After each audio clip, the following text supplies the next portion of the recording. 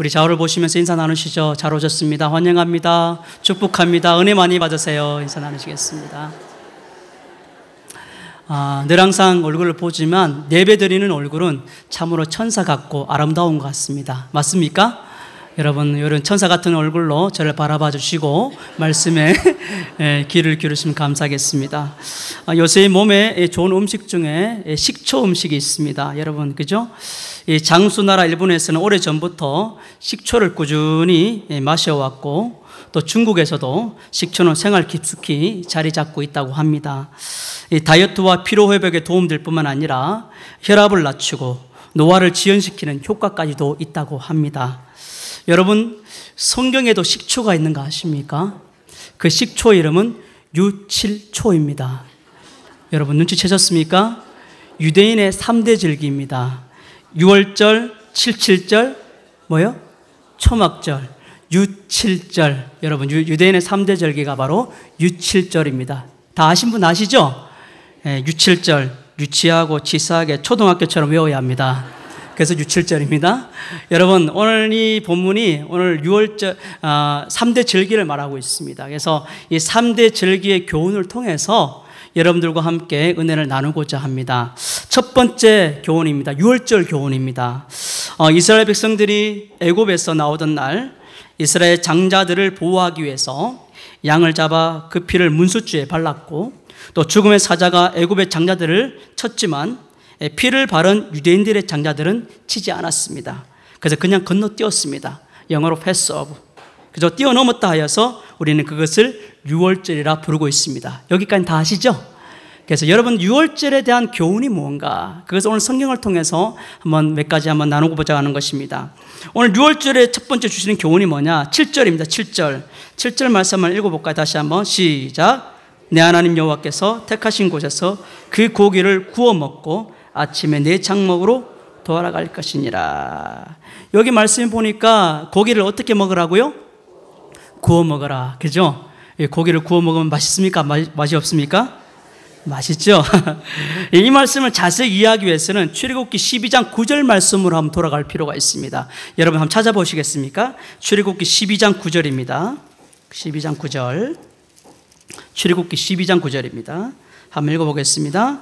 빨리 찾으십시오. 12장 9절입니다. 시작. 날 것으로나 물에 삶아서 먹지 말고 머리와 다리와 내장을 다 불에 구워 먹고. 그죠? 여기도 뭐라고 말합니까? 구워 먹어라. 그죠? 하나님께서 강조하여 명하신 것이 너희가 고기를 먹을 때 맛있는 부위, 즉 갈비살이라든지 안심살이라든지 이런 맛있는 것만 골라 먹지 말고 정강이나 내장이나 냄새나거나 또 먹기 힘든 모든 것들을 버려라가 아니라 그 모든 것을 다 뭐하라? 구워 먹어라. 그렇게 말씀하고 있습니다. 여러분, 보통 때 양을 먹을 때는 이렇게 먹지 않습니다. 좋은 부위를 골라서 양을 삶아서 먹습니다. 여러분, 우리가 한국 분들 생각하면 내장, 특히 이제 곱창, 여러분 아시죠? 곱창 좋아하시죠? 경상도 말로 저도 억수로 좋아하는데, 근데 이 서양 사람들은 내장을 먹지 않습니다. 그 한국 사람은 또 어떤 걸 먹습니까? 한국 사람 머릿고기라는 거 아시죠? 머리를 눌러가지고, 그죠? 그것을 또 먹습니다. 그죠? 원래 고기 먹는 나라 이 서양으로 가면 이런 것들은 상상할 수도 없습니다. 심지어 한국 사람들은 뭐까지 먹느냐? 족발을 먹습니다. 족발도 그냥 먹는 게 아니라 그걸 통째로 삶아서 족탕, 그죠? 족발탕, 또는 또 소족을 삶으면 우족탕, 그죠? 그렇게 되죠. 이런 것을 먹는다는 거예요. 외국에서 보면 아주 특이한, 지구촌에 아주 특수한 민족으로 보여진다는 것입니다. 우리 한국 사람들은 이해가 잘 안 갑니다. 양고기, 소고기 등 육식을 주로 하는 나라는 원래 정강이나 내장이나 머리 된 것은 먹지 않는다고 합니다. 그러나 성경은 오늘 보니까 어떻게 말씀하고 있습니까?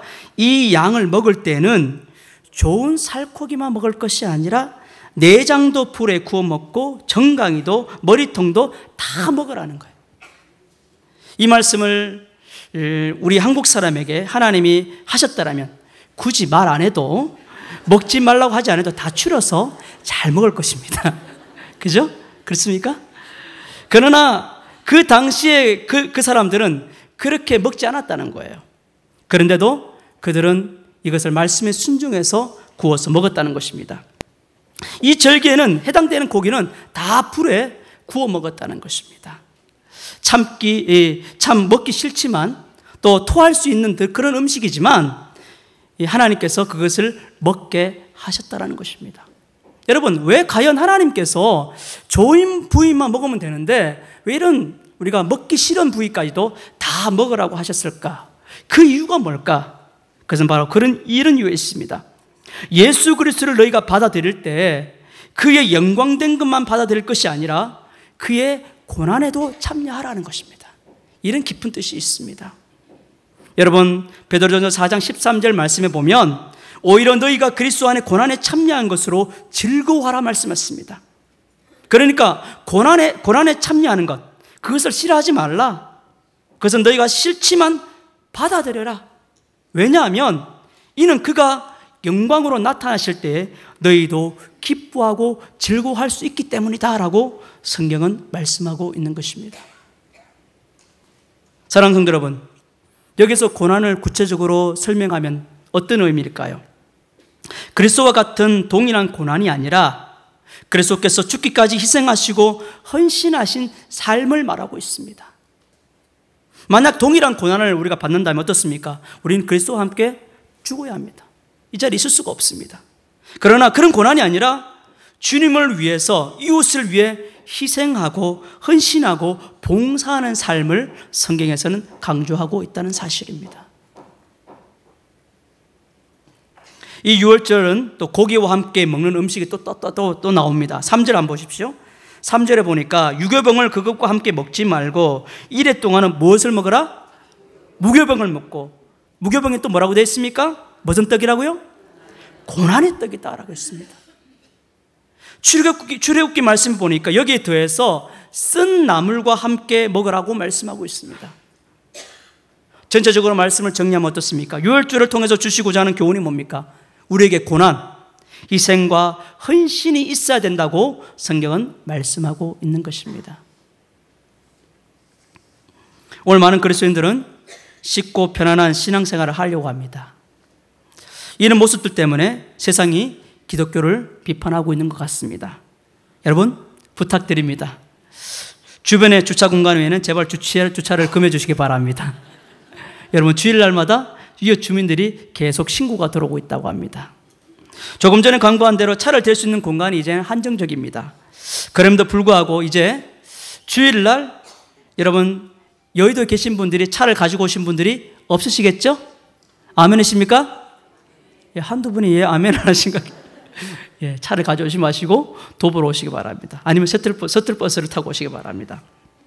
여러분, 우리가 개혁 말로만 할 것이 아니라 이런 작은 것부터 실천해 주시기를 주님의 이름으로 부탁드립니다. 이것이 바로 헌신이고 희생이라는 겁니다. 이것이 바로 우리 여의도 교회의 정말 진가의 모습이라는 것입니다. 믿습니까? 여러분, 우리가 예수님을 처음 믿을 때는 예수님 믿으면 모든 것이 좋아지겠지, 영혼도 구원받고 육신도 건강하고 가정도 복을 받겠지 하고 생각합니다. 여러분, 이 말씀이 틀렸습니까? 맞습니까? 예? 틀렸습니까? 맞습니까? 맞습니다. 예, 틀린 거 안 묻습니다. 맞습니다. 여러분, 예수 믿으면 우리 영혼도 구원받고 우리 영혼도 풍성하고 건강도 주시고 우리 가정도 편안해집니다. 믿으시면 아멘 하십시다. 믿습니까? 예. 그러나 이제 예수 믿고 보니까 어떻습니까? 쉬운 것만 있는 것이 아니라는 거예요. 편안한 것만 있는 것이 아니라는 거예요.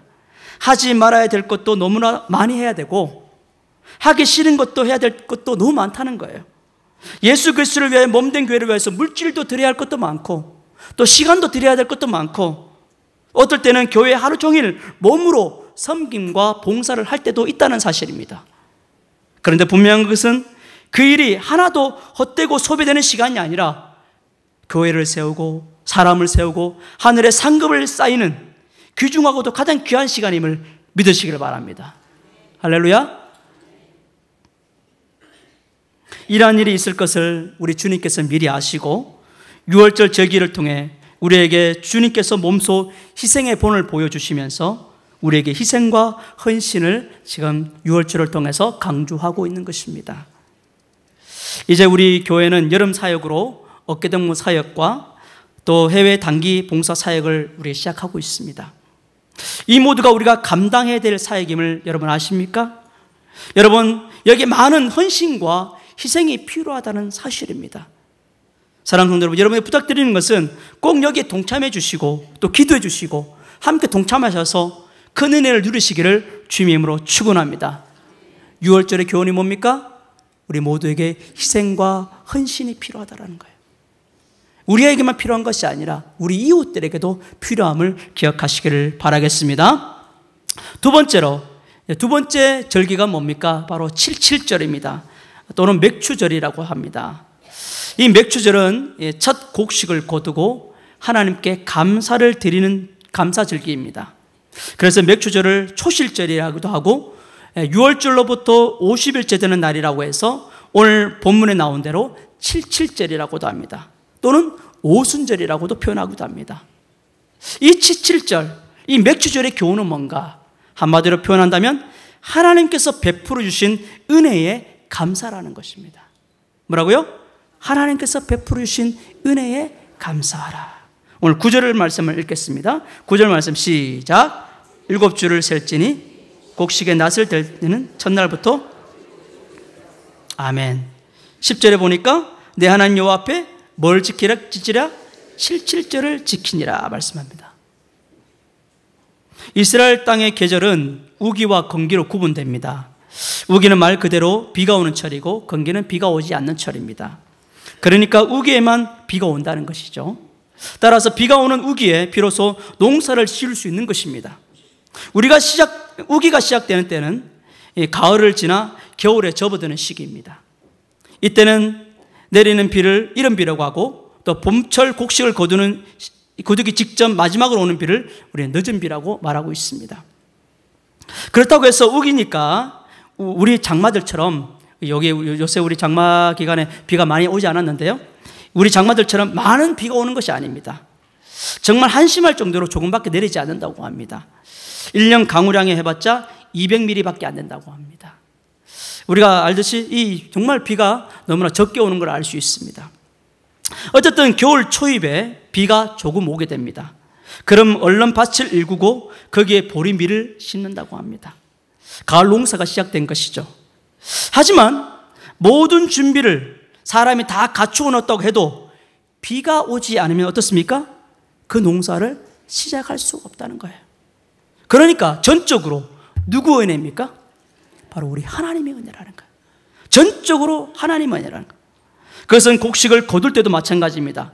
보리밀이 잘 자라 결실하기 위해서는 마지막 수확을 앞두고 알곡에 잘 맺힐 수 있도록 흡족한 비가 내려야 된다는 것입니다. 그 비가 무슨 비라고요? 바로 늦은 비. 늦은 비가 내려야 곡식을 잘 거둘 수 있다는 것입니다. 그러니까 때를 맞춰 이른 비와 늦은 비가 내려야 농사를 잘 지을 수 있다는 사실입니다. 한마디로 가나안 땅은 시작부터 끝까지 하나님의 도움 없이는 농사를 지을 수가 없는 땅이라는 거예요. 전적으로 하나님 은혜 아래 살지 않을 수 없는 땅이 바로 가나안 땅이라는 사실입니다. 사랑하는 성도 여러분, 오늘 우리도 마찬가지라고 생각되어집니다. 아무리 우리가 뛰어나고 아무리 우리가 준비를 잘한다 해도 하나님이 우리와 함께 하시지 않는다면, 하나님 우리를 지켜주시지 않는다면, 하나님 우리를 인도하시지 않는다면 우리의 생명도 하루아침에 끝날 수 있다는 사실입니다. 여러분, 어찌 보면 우리 인생이 1초 인생인 것 같아요. 1초 인생. 왜요? 바로 1초 앞을 우리가 앞을 내다보지 못합니다. 하나님께서는 지켜주지 않는다면 우리가 살아갈 수 없는 존재입니다. 만약 1초 후에 벌어질 사고를 알고 있다면 한 걸음 어떻게 앞으로 나갈 수 있겠습니까? 그러므로 사랑하는 성도 여러분, 하나님께서 베풀어 주신 은혜에 감사함으로 살아가시기를 주님의 이름으로 축원합니다. 여러분, 행복이 어디 있습니까? 예전에 행복 비타민에 나온 얘기가 탁 제 마음에 꽂혔습니다. 지금 이 자리가 행복의 자리다라고 했습니다. 여러분, 바꿔 말하면 지금 여러분이 예배 드리고 있는 이 자리가 행복의 자리요, 은혜의 자리임을 믿으시기 바랍니다. 왜요? 하나님께서 여러분들을 인도해 주시기 때문입니다. 사람들이 불행한 이유는 단 한 가지밖에 없습니다. 그것은 자기 자신이 행복하다는 사실을 잊어버리기 때문이다. 지금 자신이 은혜를 받고 있다는 사실을 잊어버리기 때문입니다. 그렇기 때문에 불행한 것입니다. 많은 사람들이 하나님의 은혜를 잊어버리기 전까지는 느끼지 못하는 경향성이 있습니다. 잃고 난 후에 소중함을 깨닫는 그런 후회를 하는 경우가 종종 보게 되는 것입니다. 우리가 불행을 해하는 데만 손가락을 사용하기 때문에 그 많은 은혜를 외면하고 살아가고 있는지 아닌지 모르겠습니다. 눈을 들어 여러분 세상을 바라보십시오. 우리는 10손가락으로는 다 헤아릴 수 없는 은혜에 둘러싸였다는 걸 여러분 아십니까? 눈을 들어 주위를 한번 살펴보십시오. 그리고 찬찬히 주님께서 주신 은혜의 손가락으로 하나하나 꼽으면서 그 은혜를 한번 새알려 보십시오. 그러는 사이에 여러분은 지상에서 가장 행복한 사람, 가장 은혜로운 사람으로 변화될 줄 믿습니다.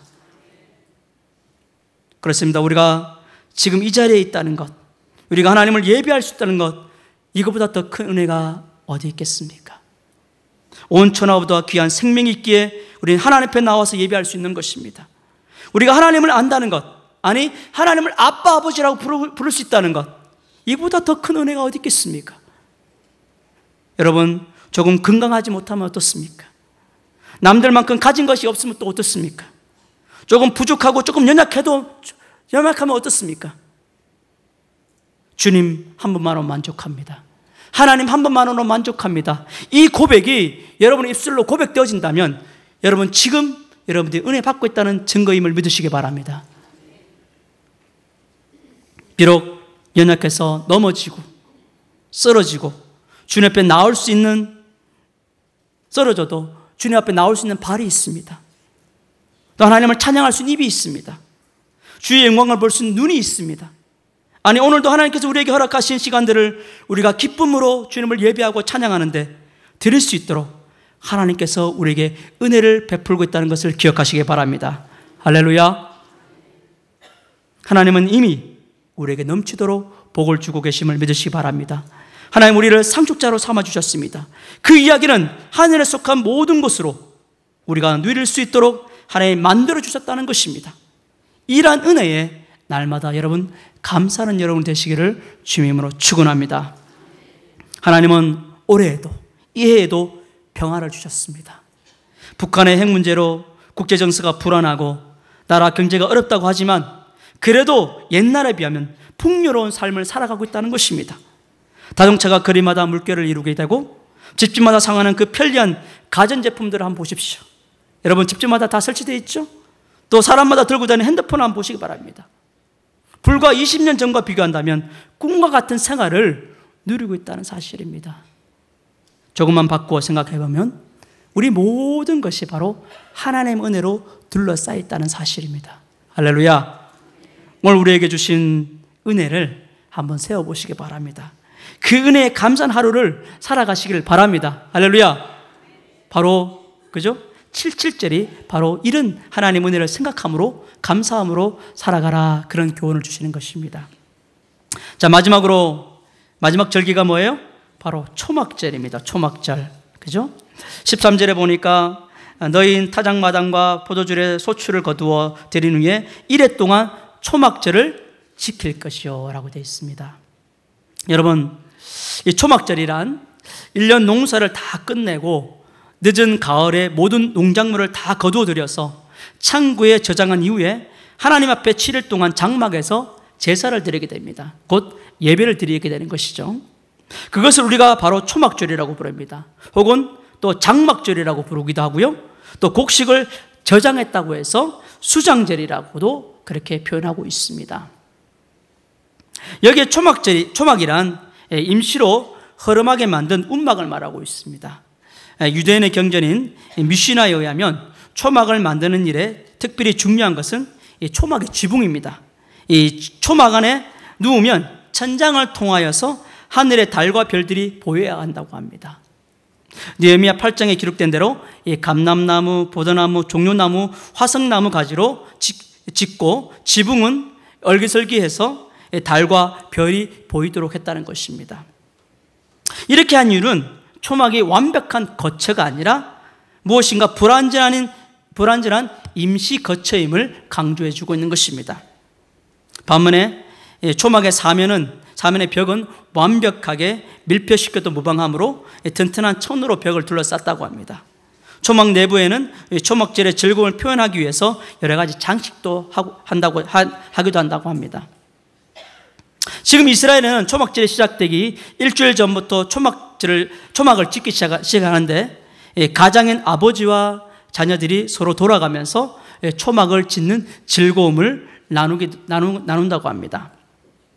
오늘날은 도시 사람들이 대부분 아파트에 거주하므로 초막을 짓는데 많은 어려움이 있습니다. 그래서 어떤 경우는 아파트 옥상에 짓기도 하고 또 뜰에 짓기도 하고, 그것이 불가능할 때는 회당 안에 짓는다고 합니다.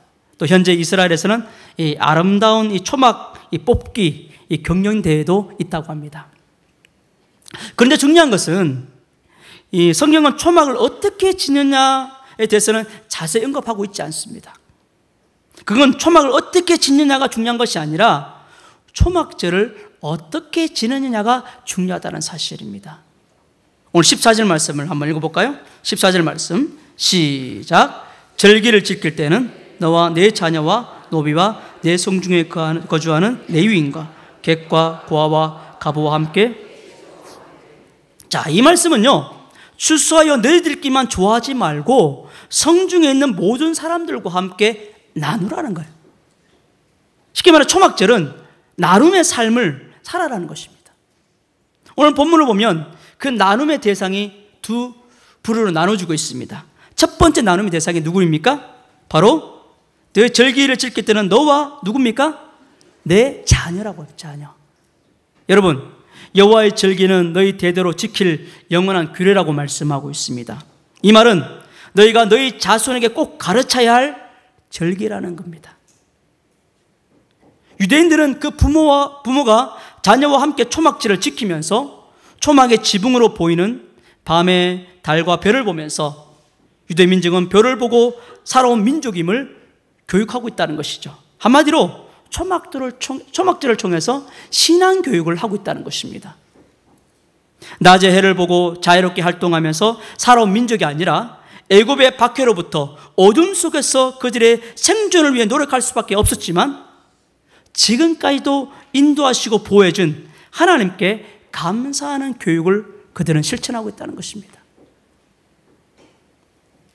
지금도 그들은 이 절기의 초막에 거하면서 그들의 자녀에게 자기의 조상들에게 베푼 역사의 주인 되시는 하나님께 감사케 하고 민족의 혼을 일깨우는 교육을 지금도 하고 있다고 말하고 있습니다. 여러분, 이 초막절을 통해서 우리가 깨달을 것은 무엇입니까? 우리 자녀들에게 신앙교육의 중요성을 말하고 있는 것입니다. 여러분, 제가 우리 자녀를 자랑하려고 하는 것이 아니라 자녀 큐티 내용을 잠깐 제가 여러분에게 은혜가 돼가지고 방에 들어가다가 몰래 봤어요, 제가. 그래서 제가 감동이 돼가지고 한 거니까 여러분 자랑하는 거 아닙니다. 제 큐티 내용이 너무나 은혜가 돼가지고 이렇게 적혀져 있습니다. 하루를 돌아보면 내가 하나님과 시간은 30분조차도 같이 하지 않았다는 생각이 들었다. 내가 너무 큰 무관심을 했다는 생각에 정말 죄책감과 너무 하나님께 죄송했다. 큐티했다고 끝나는 것이 아니라 일상생활에서도 하나님을 바라보고 변화되고 지속될 수 있는 그런 삶을 살게 해주세요. 죄를 지을 수도 있지만 회개하고 다시 하나님을 찾고 기도하고 예배 드릴 수 있는 삶을 살게 해주세요. 또 삶이 내가 주인 되지 않게 해주세요. 이렇게 딱 적혀져 있습니다. 제가 이것을 보고 나서 바꾸시지 마세요. 제가 아버지가 감동받았죠. 속으로 아버지보다 낫다. 이것을 보면서 오늘 본문 말씀이 생각났습니다. 신앙교육이 얼마나 중요한가. 우리 자녀가 큐티를 매일 잘 꾸준하게 하는 거 아니에요, 여러분들. 막 믿음이 막 좋고 그런 거 아닙니다.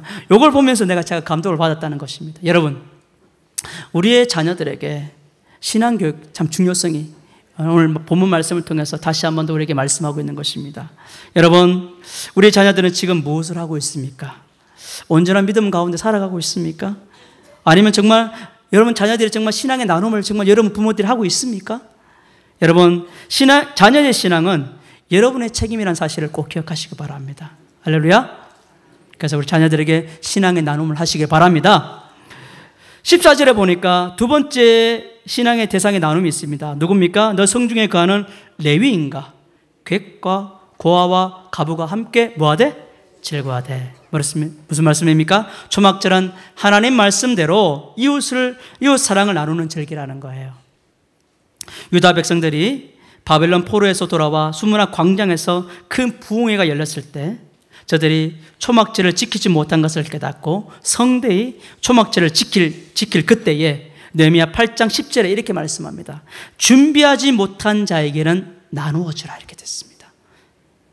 이 말씀은 초막절에 미리 준비하지 못한 자들, 또 사회적으로 소외되어 있는 자들과 함께 그 명절을 함께 즐기라는 것입니다. 다시 말하면 이런 소외되고 아픔이 있고 고통받는 이웃들과 함께 나누라는 것입니다. 그리스도의 사랑을 나누라는 것입니다. 이것이 바로 초막절의 의미라는 것입니다. 여러분, 바람이 있다면 우리가 매년마다 우리가 바자회가 열리지 않습니까? 이번에도 바자회가 참 성대하게 잘 끝났습니다. 우리 교회가, 우리 담임 목사님과 우리 모든 목회자들과 모든 성도들이 바라는 것은 뭐냐? 이 바자회가 이웃 주민들에게도 하나님의 사랑이 증가되기를 기대하고 소망합니다. 할렐루야. 그래야 진정한 바자회의 모습이 되지 않겠습니까? 그렇습니다. 우리가 이런 하나님의 사랑을 나눌 때에 진정한 초막절의 의미와 교훈을 우리가 누리고 살아간다는 것입니다. 사랑하는 여러분, 오늘 세 가지 절기를 말씀드렸습니다. 6월절, 7.7절, 초막절. 6월절은 뭡니까? 희생과 헌신을 말한다고 했습니다. 7.7절은 뭡니까? 하나님 베푸르신 은혜에 감사라는 말씀을 전했습니다. 초막절은 뭡니까? 우리의 자녀와 이웃들에게 하나님의 사랑을 나누라, 그렇게 말씀했습니다. 이 세 가지 절기, 수많은 또 교훈들이 있겠지만 제가 핵심적으로 정리한 내용 바로 이것입니다. 이 말씀을 꼭 기억하고 또 하나님 은혜 가운데 살아가시기를 주님으로 축원합니다. 찬양 한 장 드리겠습니다. 찬송가 310장입니다. 310장. 하나님의 은혜로 있을 데 없는 자 왜 구속하여 주는지 난 알 수 없도다. 이 찬양하고 짧게 기도하고 제가 축도하고 마치겠습니다. 하나님의 은혜로 있을 데 없는 자 왜 구속하여 주는지 난 알 수 없도다. 내가 믿고 또 의지함은 내 모든 형편 하시는 주님 늘 보호해 주실 것을 나는 확실히 아네. 왜 내게 그새 믿음과 또 복음 주셔서 내 마음이 항상 편한지 난 알 수 없도다. 내가 믿고 또 의지함은 내 모든 형편 하시는 주님 늘 보호해 주실 것을 나는 확실히 아네. 왜 내게 성령 주셔서 내 마음을 감동해 주 예수 믿게 하는지 난 알 수 없도다. 내가 믿고 또 의지함은 내 모든 형편 하시는 주님 늘 보호해 주실 것을 나는 확실히 아네. 주와 내가 강림하실지 혹밤에 혹낮에 또 주님 만나 그곳도 난 알 수 없도다.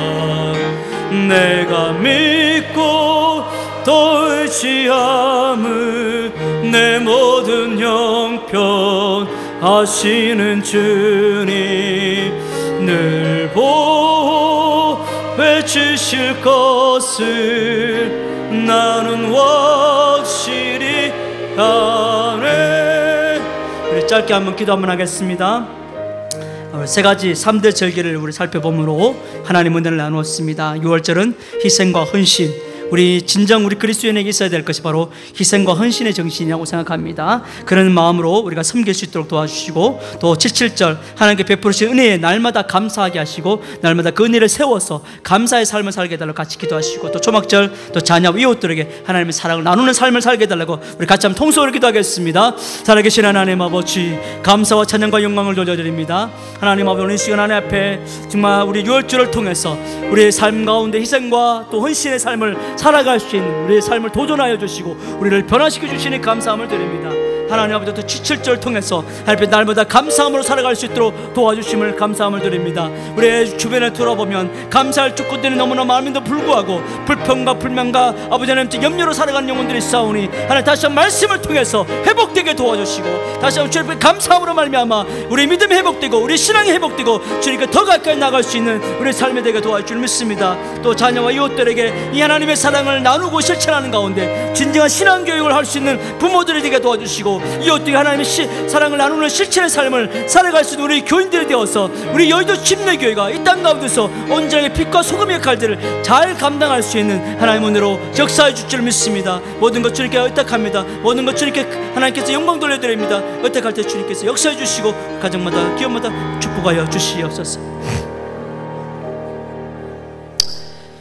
지금은 우리 주 예수 그리스도의 은혜와 하나님의 극진하신 사랑하심과 성령님의 내주하심과 교통하심이 오늘도 6월절 77절 초막절에 그 말씀의 의미를 생각하며 그렇게 살아가기를 원하는 모든 성도들 가정 위에와 성도들 머리머리 위에와 교회 위에 지금부터 영원까지 함께하옵시기를 주 예수 그리스도 이름으로 간절히 축원하옵나이다.